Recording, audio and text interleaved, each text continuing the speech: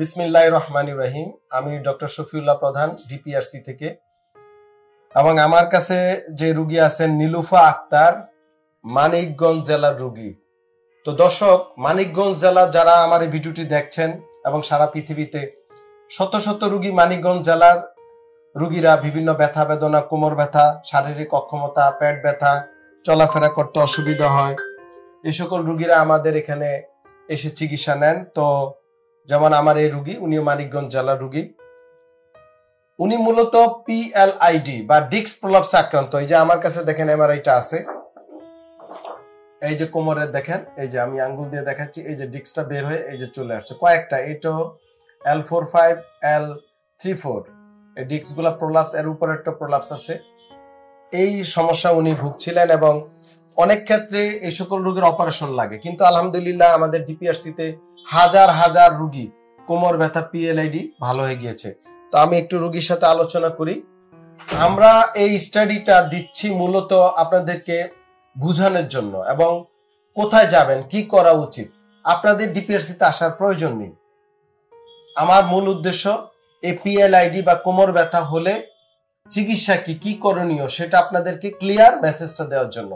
বাকি ডিসিশন আপনারা নিবেন। আপনারা প্রয়োজনে বিদেশে যাবেন, বিভিন্ন দেশে যাবেন, বাংলাদেশের সকল ডাক্তারকে দেখাবেন, আমেরিকা যাবেন, অস্ট্রেলিয়া যাবেন, সিঙ্গাপুর যাবেন, থাইল্যান্ড যাবেন, ইন্ডিয়াতে যাবেন, ঘুরবেন, দেখবেন, বুঝবেন, স্টাডি করবেন, পড়ালেখা করবেন। নিজের রোগ হলে বসে থাকবেন না, শুধু ওই ডাক্তার উপরে ছেলে দিলে হবে না, আপনাদেরকে জ্ঞান বুদ্ধি খাটাতে হবে। যখন জ্ঞান বুদ্ধি খাটাবেন তখন বুঝবেন হয় আর আপনাকে কোথায় যেতে হবে, কি চিকিৎসা। তো এটা হচ্ছে আমার মূল মেসেজ। এবং আমার এই রুগী, আমি শুনি ওনার কি সমস্যা ছিল। আপনি একটু আপনার পরিচয় দেন সবাইকে। আসসালামু আলাইকুম, আমার নাম নীলুফা, মানিকগঞ্জ থেকে এসেছি।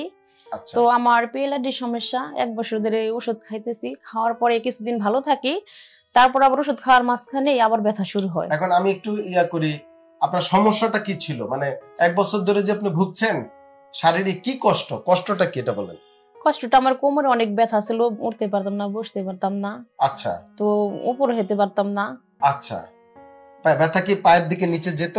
পায়ের দিকে আমার অতটা যাইতো না, মানে যখন একটু বেশি ব্যথা করতো তখন আর কি একটু কালায় নিত পাটা, নিচের দিকে কালায়। হ্যাঁ, আমার ব্যথাটা কোমরেই মেইন ছিল আর কি। তাহলে দর্শক আপনারা বুঝেছেন যে পিএলআইডি রোগী, ওনার যে সমস্যাটা হতো, উনি মানে এই কাত ও কাত হইতে কষ্ট হতো, বাঁকা হয়ে গেছিলাম আমি মাঝখানে, উনি মেরুদণ্ডটা বাঁকা হয়ে গিয়েছিল, এবং কিছু ব্যথা ওনার পায়ের দিকেও যায় কিন্তু কম যেত, অন্য রোগীদের বেশি যায়। আবার বসতে পারতো না, কাজ করতে পারতো না, নাকি চলাফেরায় ব্যথা বেশি বেড়ে যেত। তো উনি 1 বছর ধরে প্রবলেমে ভুগছে। 1 বছর আপনি কি চিকিৎসা নিয়েছেন আমাদের এখানে আসার আগে? এখানে আসার আগে স্যার আমি এই একটা ডক্টরই দেখাইছি। আচ্ছা। এর কাছে 1 বছর যাবত চিকিৎসা নিয়েছি। আচ্ছা, উনি কি চিকিৎসা দিয়েছে? হ্যাঁ, এই ওষুধ দিয়েছে, শুধু ওষুধ দিয়েছে, কোনো অপারেশন বা কোনো লাস্টে বলছে অপারেশনের কথা, কোনো ফিজিওথেরাপির কথা বলেছিল? না না বলে নাই। উনি লাস্টে একটা সুইও দিয়েছে 7000 টাকা দিয়ে, মাজা ইনজেকশনও দিয়েছিল, এপিডুরাল। হ্যাঁ, এপিডুরাল সেটা জানি না, জানেন না? আচ্ছা, 7000 টাকা নিয়েছিল। আচ্ছা, তারপরে দেওয়ার পর আমার 2 দিন মানে একটু এই জায়গা যেখানে ব্যথা ছিল ওখানে ভার ছিল। তারপর থেকে 2 দিন পর থেকে আবার ব্যথা শুরু হয়। আচ্ছা। পরে আবার ব্যথা শুরু হওয়ার পর আমার ননদের জামাই আবার এখানে 1 সপ্তাহে ভর্তি হয়েছে। সে বলছে ভাবি এই জায়গা চলে আসেন। পরে সে যাওয়ার 2 দিন আগে আমি এখানে এসে ভর্তি হয়েছি। আচ্ছা, তাহলে আপনার ননদের হাজবেন্ডও আমাদের রোগী, নাকি? তো দর্শক, আমাদের ডিপিআরসি রোগীরা আসলে রোগী পাঠায়। অনেকের ধারণা যে আমি বিভিন্ন টেলিভিশনে কথা বলি স্বাস্থ্য বিষয়ক, মানে বাংলাদেশের বিটিভি, বাংলাদেশ বেতার, প্রাইভেট প্রত্যেকটা টেলিভিশন আমার সাক্ষাৎকার নেয়। আলহামদুলিল্লাহ, শুকরিয়া রবের কাছে।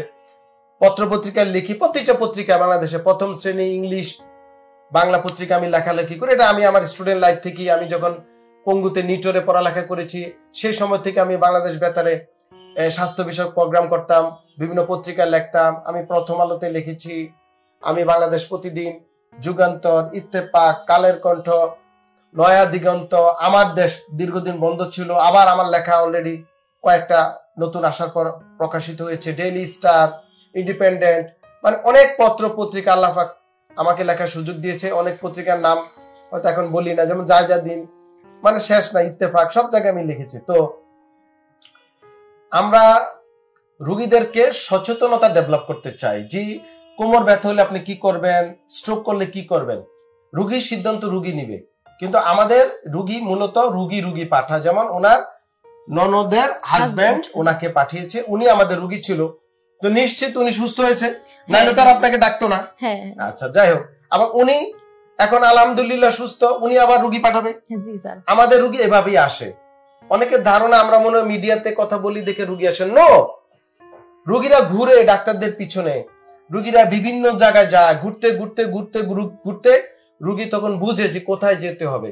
এবং একজন রুগী যখন আরেকজন রুগীকে আত্মীয় হিসেবে পাঠায় নিজে উপকৃত হয়ে, সেটা হচ্ছে বেস্ট মার্কেটিং এবং এটি হচ্ছে সাকসেস। পৃথিবীর যত বড় বড় ডাক্তার সাকসেস হয়েছে তার নিজের রুগীর মাধ্যমে। আমার রুগী ভালো না হলে আমার কাছে রুগী পাঠাবে না, পাঠাবেন? পাঠাবে না।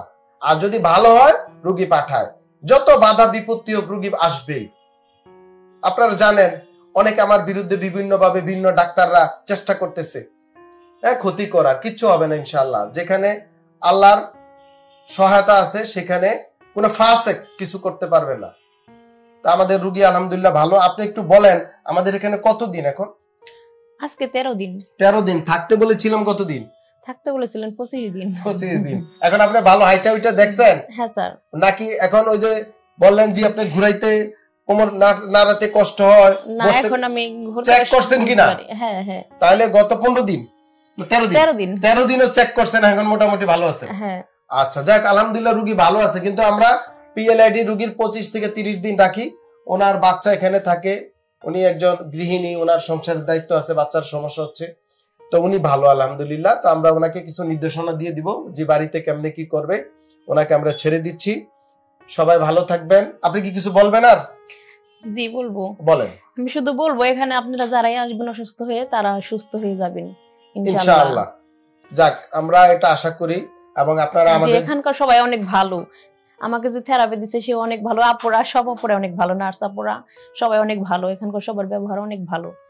আচ্ছা দর্শক আরেকটা কথা বলি, আমাদের অনেকের ধারণা যে আমরা এখানে থেরাপি দেই, ফিজিওথেরাপি দেই, এটা অনেকের একটা ধারণা। হ্যাঁ আমরা ফিজিওথেরাপি করি, কিন্তু ডিপিআরসি যে রিহ্যাবিলিটেশন হসপিটাল বা ক্লিনিক বা পুনর্বাসন কেন্দ্র, এই পুনর্বাসন কেন্দ্রে কিন্তু আমাদের বিভিন্ন স্পেশালিস্টরা কাজ করে। শুধু ফিজিওথেরাপির চিকিৎসক, টেকনোলজিস্ট বা ফিজিওথেরাপি টেকনিশিয়ান তারা কিন্তু না। এখানে আমাদের মেডিসিন স্পেশালিস্টরা আমাদের কাজ করে, আমাদের এখানে গাইনোকোলজিস্টরা কাজ করেন, অ্যানাস্থেসিওলজিস্ট ডাক্তাররা কাজ করেন, আমাদের এখানে এমবিবিএস বিভিন্ন ফিজিশিয়ানরা কাজ করেন, আমাদের এখানে প্রফেশনাল নার্স আছে, নার্সরা কাজ করেন। মানে এটা একটা মাল্টি ডিসিপ্লিনারি টিম এর মাধ্যমে আমরা ট্রিটমেন্ট গুলো করে থাকি। তো সব ক্ষেত্রেই থেরাপি কিন্তু কার্যকর না, এটা আমি বারবার বলছি। আর থেরাপি বলতে মানুষ বুঝে হিট দেওয়া, কিন্তু রুগী বুঝে হোয়াট ইজ থেরাপি, নাকি? এখানে আসার পরে তো বুঝছেন যে থেরাপি কাকে বলে।